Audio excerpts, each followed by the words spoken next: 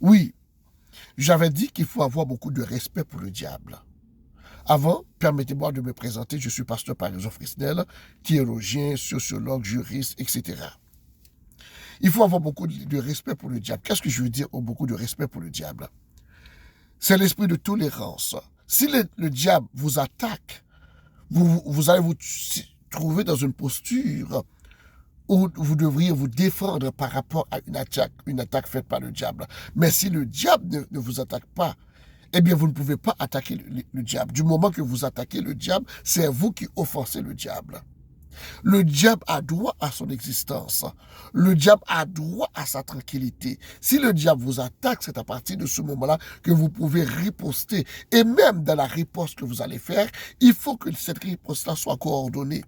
Vous n'avez pas pour mission de détruire le royaume du diable. Ce n'est pas votre mission. La mission du chrétien, c'est de prier Dieu.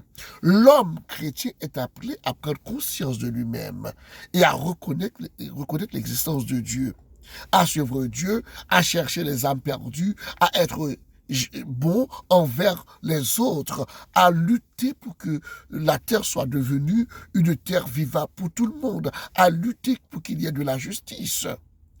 J'avais pris cet exemple-là avec certains amis quand je réfléchissais avec eux concernant la situation qui se passe en Haïti. Je leur ai dit que la plupart des gens qui se trouvent dans la fonction publique haïtienne, ce sont des chrétiens. Et puis, on posait la problématique, mais pourquoi ces gens-là n'arrivent pas à bien traiter leurs subalternes, à bien traiter les employés qui se trouvent à leurs dépens? Eh bien, je leur ai dit, c'est parce que tout simplement, il y a un problème au niveau de la conception philosophique du vaudou et du christianisme. Parce que pour le chrétien haïtien, pour l'homme haïtien, eh bien, la seule façon qu'il peut faire quelque chose de mal, c'est en pratiquant le vaudou. S'il ne pratique pas le vaudou, peu importe la chose qu'il pouvait faire, ne serait pas mal. Voler, la corruption n'est pas mal. Tromper, c'est pas mal. Parce qu'on n'a pas développé ça avec lui. Malheureusement, la plupart de nos pasteurs, moi en tant que pasteur, il y a certaines églises que je ne peux pas y aller parce que je n'accepterai pas prêcher de n'importe quelle façon. Je n'accepterai pas qu'on dise aux chrétiens, bon voilà, on va attaquer maintenant le royaume du diable, on va le détruire, boum, missile boum, missile boum. Non, c'est pas votre mission. Vous n'avez pas pour mission de détruire le diable. D'ailleurs, si vous voyez un démon sur sa route, vous n'avez pas le droit de le déranger. Vous n'avez pas le droit pour dire démon tomber. C'est pas votre mission.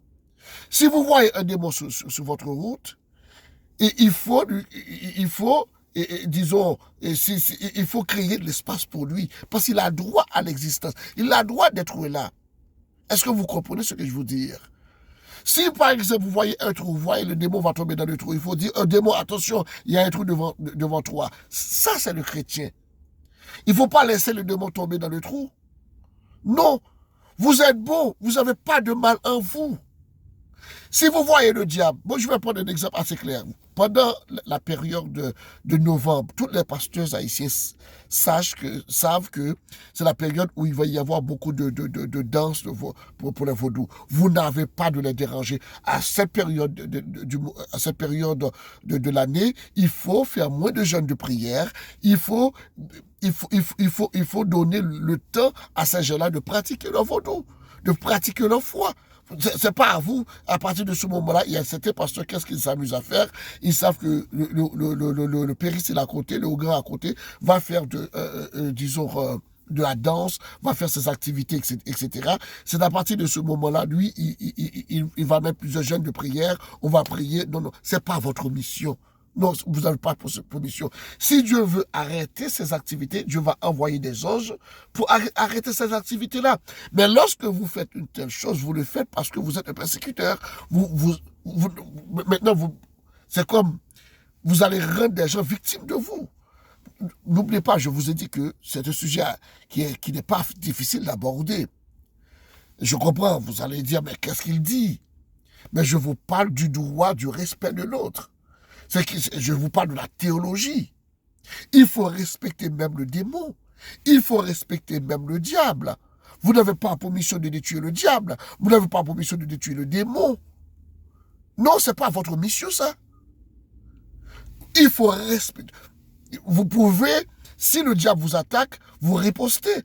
Et il faut qu'il y ait un rapport de force équilibré entre la réponse et l'attaque. Si le diable vous a fait seulement ça dans l'oreille, mais vous ne pouvez pas prendre une âme et tuer le diable. Vous pouvez, il y a certaines choses, vous pouvez laisser tomber et continuer votre chemin et dire au diable, bon, je vous pardonne. Parce que ce que vous avez fait, la raison pour laquelle vous l'avez fait, c'est parce que vous n'avez pas conscience que ça pouvait faire mal. Il faut même avoir de la pitié pour le diable. Laissez-moi vous dire, la prochaine fois que vous verrez un démon, la prochaine fois que vous verrez un diable qui veut vous attaquer, qui veut vous faire du mal, ou bien après avoir fini de vous faire du mal, ça dépend du caractère du mal. Juste lui dire, j'ai pitié de vous, je vous pardonne, démon, je vous pardonne le diable de ce que vous avez fait. Vous verrez la différence entre... C'est là que vous allez faire la différence entre vous et le mal. Et le diable. Nous allons continuer avec la prochaine vidéo.